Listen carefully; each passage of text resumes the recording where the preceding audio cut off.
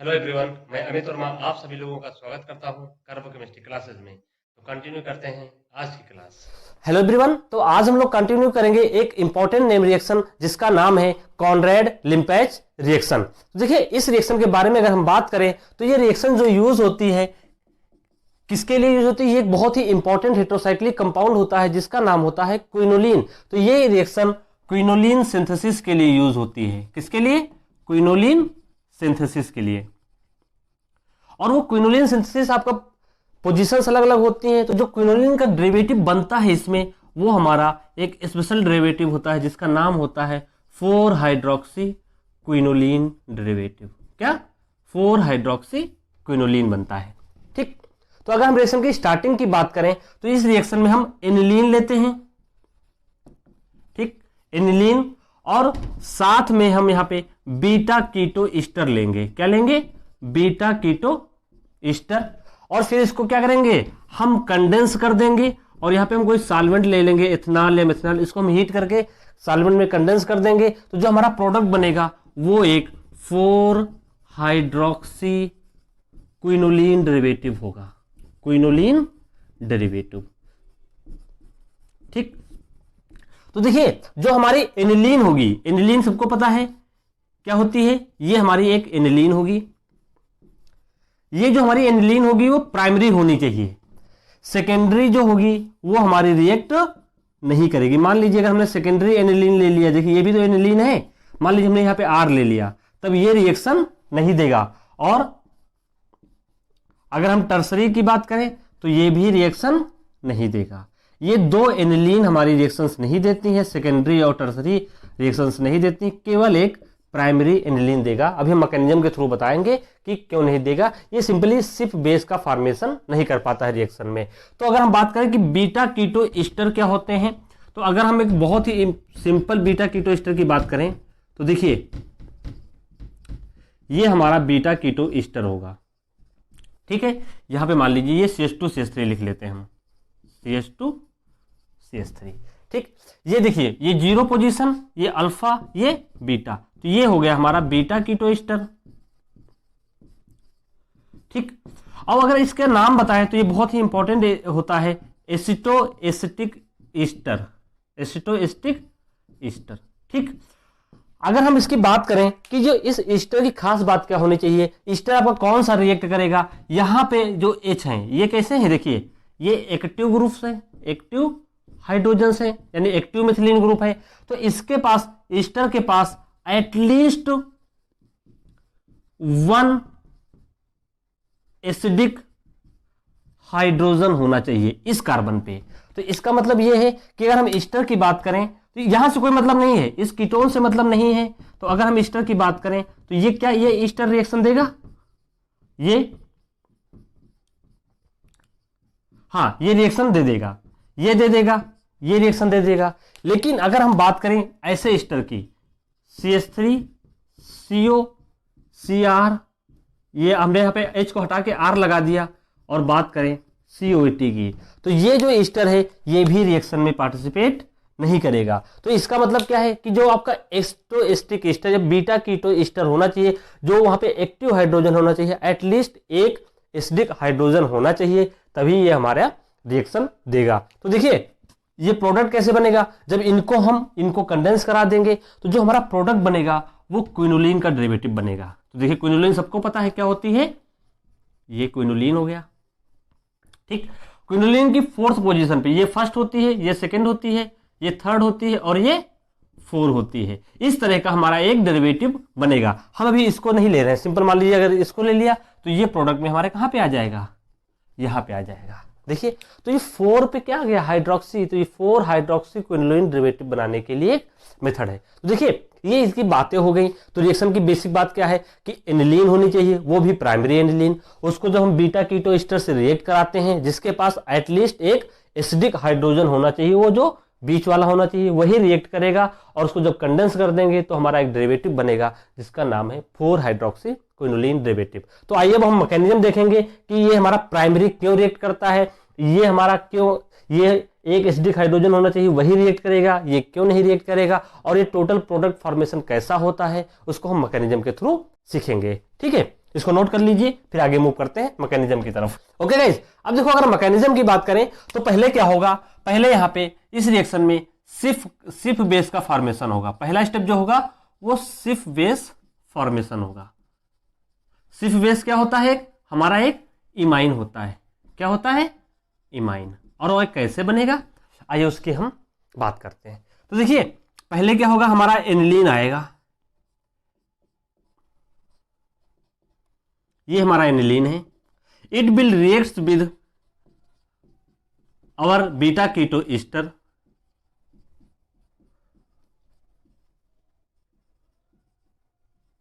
ठीक, हम यही भी लेके चल रहे हैं। ठीक, अब क्या होगा, ये बीटा कीटो ईस्टर है। अब ये देखिए ये एक न्यूक्लियोफाइल है, ये यहां पे अटैक कर सकता है, ये यहां पे, लेकिन ये ज्यादा रिएक्टिव है। ये क्या है, ये मोर रिएक्टिव है। ये मोर रिएक्टिव है क्योंकि ये इलेक्ट्रॉन डिफिशिएंट सेंटर है, ये लेस इलेक्ट्रॉन डिफिशिएंट है। ये मोर इलेक्ट्रॉन डिफिशिएंट है तो न्यूक्लियोफाइल जो है या न्यूक्लियोफिलिक बेस कहां पे अटैक करेगा, इस सेंटर पे, और रिएक्शन का कुछ ऐसा होगा। क्योंकि पता है यहां पे देखिए ये lone pair of electron oxygen दे रहा है, यहां पे CH3 दे रहा है, तो ये आपका इलेक्ट्रॉन रिच सेंटर होगा, ये आपका इलेक्ट्रॉन डिफिशिएंट सेंटर, इसलिए जो न्यूक्लियोफाइल है इस सेंटर पे अटैक करेगा। तो देखिए आइए बात करें तो क्या बनेगा,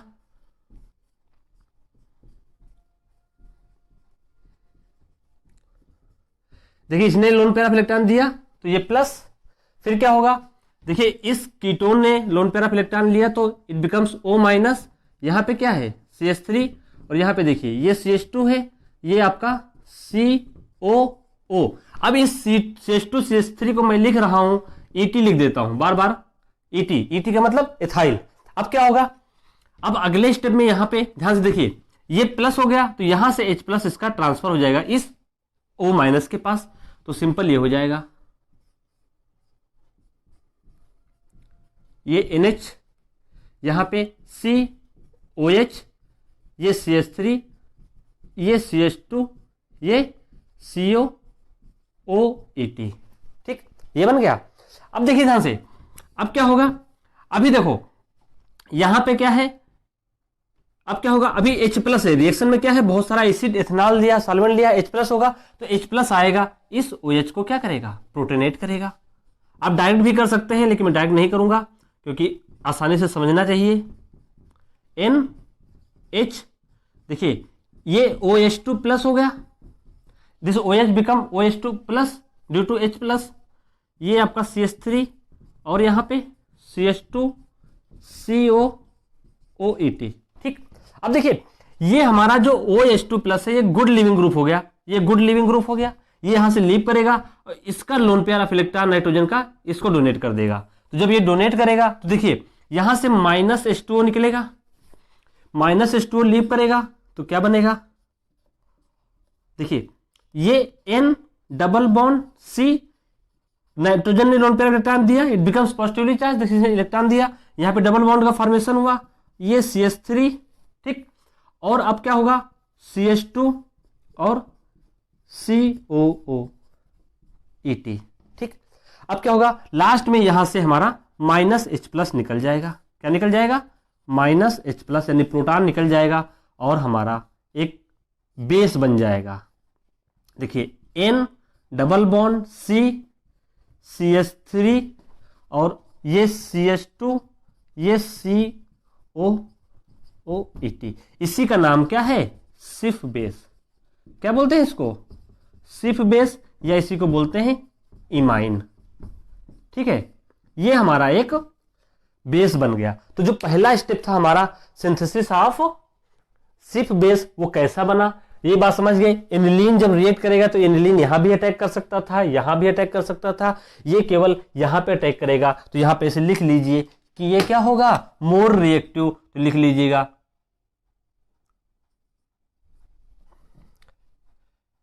इलेक्ट्रॉन पुअर सेंटर। यहां पे क्या है, इलेक्ट्रॉन पुअर है ये, क्योंकि ये न्यूक्लियोफाइल ज्यादा अटैक करेगा। ये क्या है, इलेक्ट्रॉन रिच सेंटर, ऐसे लिख लीजिए इलेक्ट्रॉन रिच सेंटर।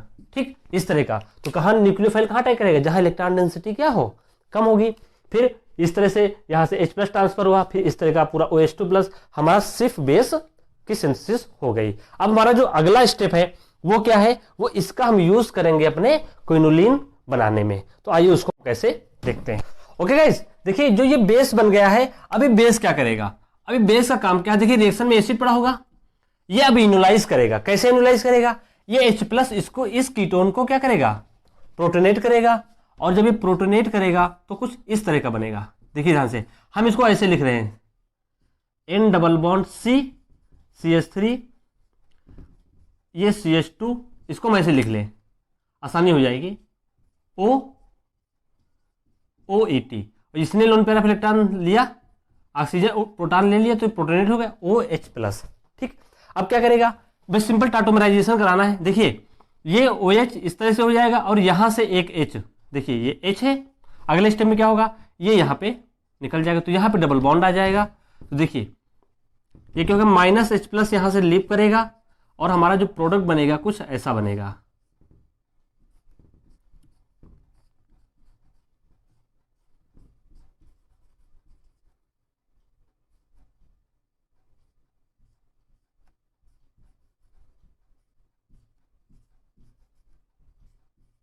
ये हमारा कुछ प्रोडक्ट इससे बनेगा, डबल बॉन्ड यहां पे आ जाएगा, ये OH हो जाएगा, ये OET हो जाएगा। अब ध्यान से देखिए, इसमें हमें क्या करना है, इसमें हमें कुछ नहीं करना है, इसमें बस इलेक्ट्रॉन का मूवमेंट करना है। ध्यान से देखिए क्या होगा, ये lone pair of electron pi bond इस तरफ मूव करेगा, ठीक, ये यहां पे मूव करेगा, सारे इलेक्ट्रॉन का मूवमेंट हो रहा है और ये इस तरह से आएगा। ध्यान से देखिए, तो ये जब माइनस होगा ये प्लस होगा, यहां से बॉन्ड बन जाएगा, क्या बनेगा, बॉन्ड। तो देखिए हम नंबरिंग कर देते हैं, नंबरिंग कर लीजिए, मान लीजिए फर्स्ट कार्बन है, ये सेकंड कार्बन है, ये थर्ड, ये 4, नंबरिंग कैसे भी स्टार्ट कर सकते हैं, ये 5 है और ये 6, तो क्या बनेगा, 1 और 6 के बीच में क्या बनेगा, बॉन्ड बनेगा। तो देखिए ये आपका पहले एक बेंजीन रिंग थी, एक 6 मेंबर्ड रिंग और बन गई, क्या बन गई, 6 मेंबर्ड रिंग बन गई। ठीक, अब ध्यान से देखो, पहले कार्बन पे यहां पे नाइट्रोजन था, ये नाइट्रोजन के बीच में यहां पे क्या बन जाएगा, डबल बॉन्ड, ये हमारा मान लीजिए 4th है, ये हमारा 5th है, फिर क्या होगा, अब देखिए यहां 4th और 3 के बीच में यहां पे CH3 है, 3 पे क्या है CH3, और 2 और 3, ये 2 है, 2 के पास एक H है, इसके बीच में क्या बनेगा, एक बॉन्ड बन जाएगा। और क्या होगा, 1 और 6, ये 6 है, और 1 और 6 के बीच में बॉन्ड बनेगा, ये OH रहेगा, ये आपका OET रहेगा। ठीक, अब ध्यान से देखिए यहां पे एक H रहेगा। ठीक, अब करना क्या है, आपको करना क्या है, कुछ नहीं करना है आपको। ध्यान से देखिए यहां से ये OET H+ की प्रेजेंस में, चलिए हम आपको साथ अच्छा बता देते हैं, थोड़ा क्लियर कर देते हैं, एक स्टेप में नहीं बताएंगे।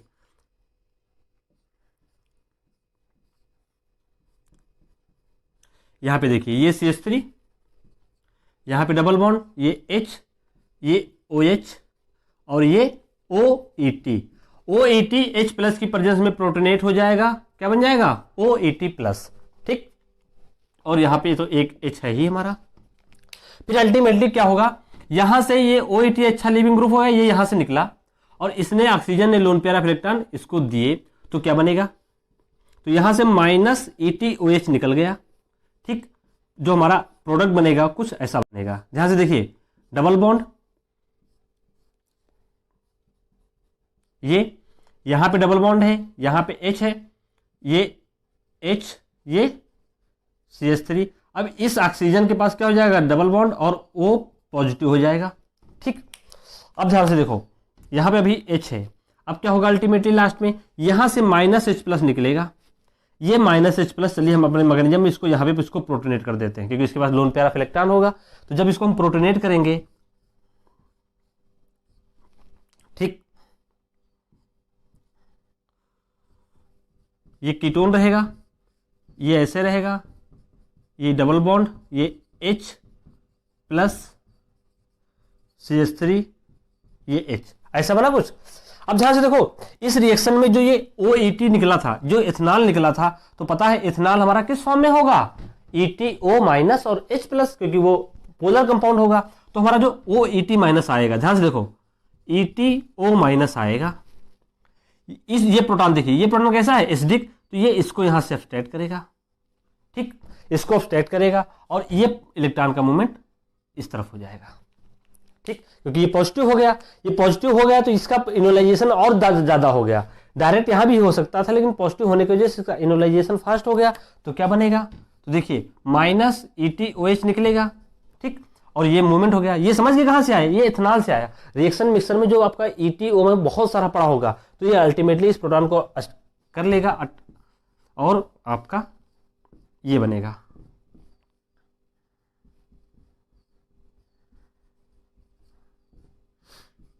ये देखिए ये बन गया, यहां पे NH हो गया।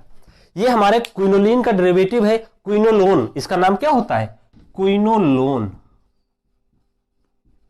ये भी हमारा एक एरोमेटिक कंपाउंड होता है। क्या है, एक एरोमेटिक कंपाउंड है।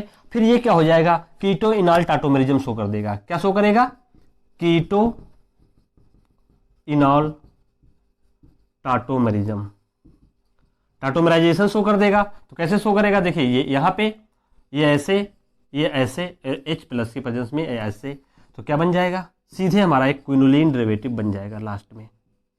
देखिए डबल बॉन्ड यहाँ पे आ जाएगा, ये ऐसे रहेगा पूरा 4 हाइड्रोक्सी डेरिवेटिव। देखिए बन गया, ये क्या है 4 हाइड्रोक्सी क्विनोलिन डेरिवेटिव, क्विनोलिन। देखिए 1 2 3 4। इस नंबरिंग से मत कंफ्यूज होइए, यहाँ पे हमने बस कार्बन को लेबल करने के लिए किया था, लेकिन जब IUPAC के आधार पे करोगे तो ये 1 होगा, ये 2 होगा, ये 3 होगा, ये 4 होगा। इसलिए इसको बोलते हैं 4 हाइड्रोक्सी क्विनोलिन डेरिवेटिव। क्विनोलोन बना, क्विनोलोन के बाद ये सीधे टाटोमराइज हो गया, क्विनोलिन डेरिवेटिव बन गया। तो ये इस तरह से पूरी मैकेनिज्म जाती है। तो देखिए मैकेनिज्म तो हमने सीख लिया, लेकिन अब हम कोई कॉम्पिटिटिव एग्जाम होगा तो उसमें मैकेनिज्म लिखने का कैसे हम करेंगे। मैकेनिज्म तो हम लिखेंगे नहीं, वहां हम कैसे काम करेंगे, मैकेनिज्म सीखने के बाद ट्रिक अप्लाई करेंगे। और ट्रिक मैं आपको सिखाता हूं, आप तुरंत प्रोडक्ट इसको लिख लेंगे। तो जो मैकेनिज्म से ज्यादा इंपॉर्टेंट है हमारे पोर्शन का पार्ट, वो क्या है, वो हमारा एक उसका ट्रिक इंपॉर्टेंट है। तो आइए हम ट्रिक की बात करते हैं। देखिए अगर मान लीजिए आपको कोई भी एनिलीन दे दी जाए, अगर हम ट्रिक की बात करें, ट्रिक देखिए ध्यान से, आपको कोई भी एनिलीन दे दी जाए, मान लीजिए हमने आपको ये एनिलीन दे दिया, ऐसी एनिलीन दे दी, और एनिलीन की सबसे खास बात कि प्राइमरी तो होनी चाहिए, और ये आर्थो पे जो होना चाहिए मस्ट हैव H। ये भी याद रखिए कि ये प्राइमरी तो होनी चाहिए, ये आपका क्या होना चाहिए, आर्थो पोजीशन पे H, एटलीस्ट एक H जरूर होना चाहिए, ये सब्स्टिट्यूटेड नहीं होना चाहिए, बाकी इससे कोई मतलब नहीं। ये भी हमारा, चलिए मान लीजिए ये हमारा R हो गया, ये हमारा R2 हो गया, यहां पे हमने R3 लगा लिया, यहां पे हमने R4 लगा लिया, ऐसे ग्रुप लगा लिए। लेकिन आर्थो की एक पोजीशन वैकेंट जरूर होगी। अगर ये हो जाएगा, क्योंकि रिएक्शन नहीं होगी, क्योंकि मैकेनिज्म में सीख चुके हैं, वहीं पे साइक्लाइजेशन के बाद अटैक होता है। फिर मैंने आपको बताया कि ये कोई ईस्टर ले लीजिए, मान लीजिए हमने ईस्टर ले लिया ये वाला, चलिए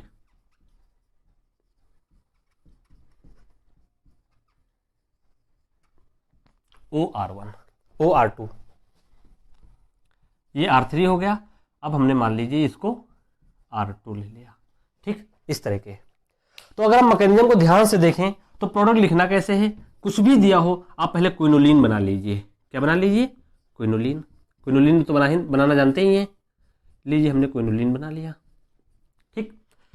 और जैसे क्विनोलिन के ग्रुप को डिफरेंस वो नहीं करना है, क्या करना है, उसको डिस्टर्ब नहीं करना है, उसको डिस्टर्ब नहीं किया, बन गया, ठीक। सबसे बड़ी बात, जो ये कीटोन का R1 होता है, जो ये कीटोन के बगल में जो R1 होता है ग्रुप, ये group always at second position of quinoline.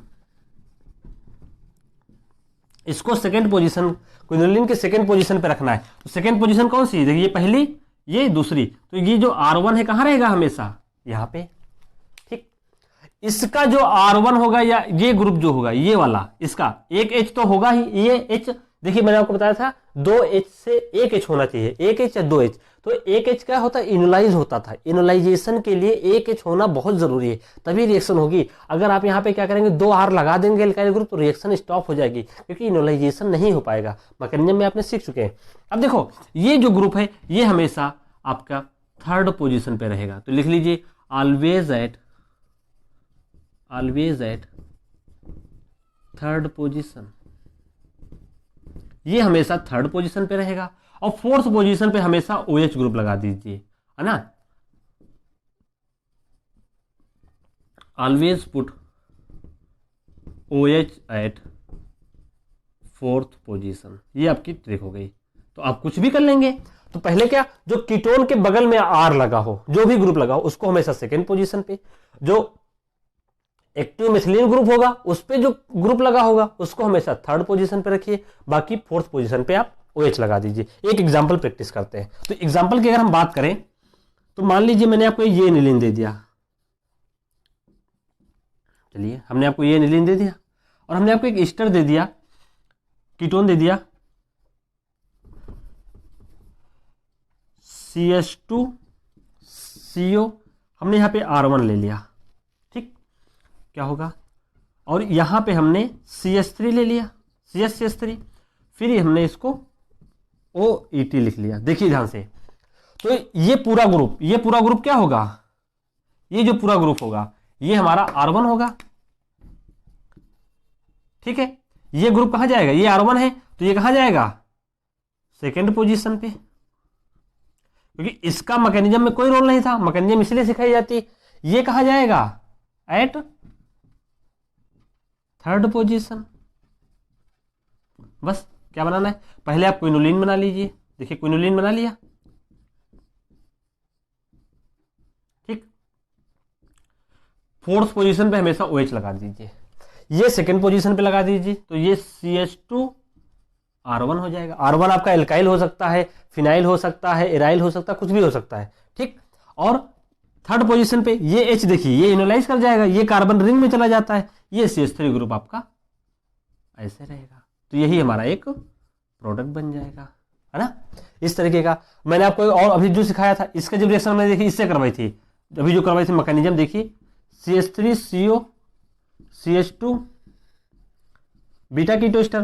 तो देखिए ये आपको पहले सेकेंड पोजीशन पे, यहाँ पे कोई H नहीं है तो ये जो H है ये थर्ड पोजीशन पे जाएगा, तो क्विनोलिन बना लीजिए। देखिए मैकेनिज्म करने का झंझट ही नहीं, ठीक। ये देखिए सेकेंड पोजीशन पे ये ग्रुप, यहाँ पे H है, H हमेशा थर्ड पोजीशन पे, फोर्थ पोजीशन पे क्या, OH। देखिए बन गया आपका, तुरंत प्रोडक्ट बन गया। तो आप इस तरह से कर सकते हैं। मैकेनिज्म आपको आनी चाहिए, क्यों, क्योंकि आपको ट्रिक बनाने में, इसलिए मैकेनिज्म को आप ध्यान से देखिएगा तो लगभग सारी रिएक्शंस में आपकी ट्रिक के आधार पे प्रोडक्ट बन जाएगा। तो आप कॉनरैड लिम्पेस रिएक्शन से आप क्विनोलिन बना सकते हैं, वो भी कैसे, बिन मैकेनिज्म के थ्रू भी और विदाउट मैकेनिज्म। मैकेनिज्म आपको आनी चाहिए क्योंकि मैकेनिज्म के सारे कॉन्सेप्ट क्लियर करती है, लेकिन कॉम्पिटिटिव एग्जाम्स के लिए आपको ट्रिक पे भी थोड़ा फोकस करना पड़ेगा। तो इस तरह से आप इसको लिख सकते हैं, ठीक है। तो ये हमारा कॉनरैड लिम्पेस सिंथेसिस हुई है। तो अब इस वीडियो को हम यहीं पे स्टॉप करते हैं। Okay, take care and good bye.